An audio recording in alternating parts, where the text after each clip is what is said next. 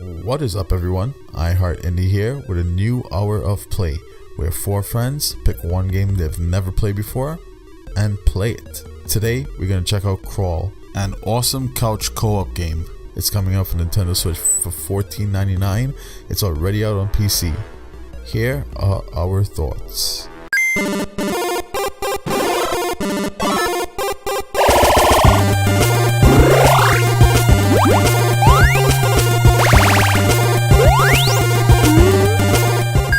Booting up this game, it has a really classic looking style, 8-bit pixel art, heavy on that style. The 8-bit soundtrack sounds really cool as well. Overall, graphics and looks, it has it down. So this game doesn't walk you through anything. Gameplay wise, you had to kind of figure it out as you went along. They gave you a little intro in the beginning to kind of tell you what the point of the game was, but honestly, when you have four guys playing, no one's going to read anything at all. So it has this arcade style, player select, you type in 3 letters as your initial, boom, you're into the game. You start off in a room, you have no clue what to do, you end up killing each other because, well, that's the only thing you could do. And that ended up being the whole point of the game.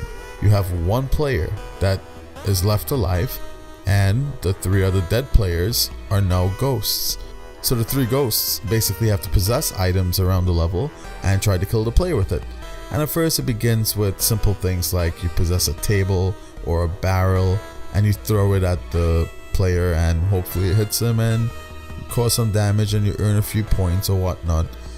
But then as the game progresses, you get into bigger items, nicer items. You could possess things such as fire pits and things that release fireballs and even like spike blocks that you could send towards the player. It's really kind of cool. And that was part of the intriguing part of the game, like seeing what else the game has to offer. You also do get a chance to come back into the game as creatures. When you see pentagrams on the floor, you basically go over the pentagram and you spawn as one of the creatures in your arsenal. How these creatures are selected for you, I have absolutely no clue, but every person have multiple creatures and they were all kind of cool in their own way.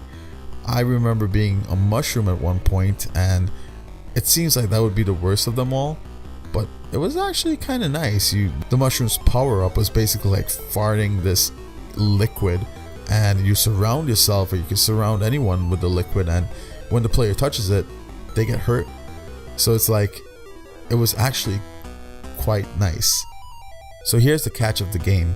Even though you're 3 ghosts trying to kill the one player that's alive, and you are working together for this, at the same time, you are kind of still enemies because whoever gets the killing shot of the player that's on the screen becomes the player on the screen. So the previous player is now a ghost and they kind of take the role that you once had.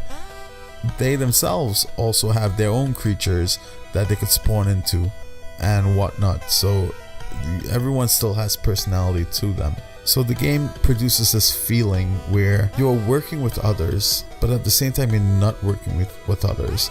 And the time when you're not working with others, you're kind of scared of them. It's like they're ganging up on you, but it felt good.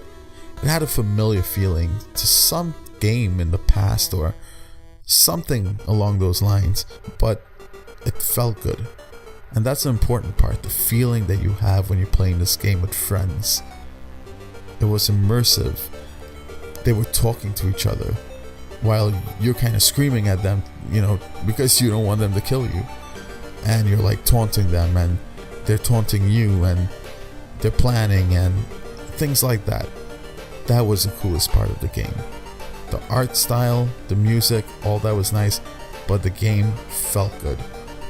And again, this is just from an hour of play. We're figuring it out. I'm sure this game has many other things that you could do. We probably didn't even touch the surface of the game, but if you're looking for a brand new game to play with some friends, this might actually be a good contender.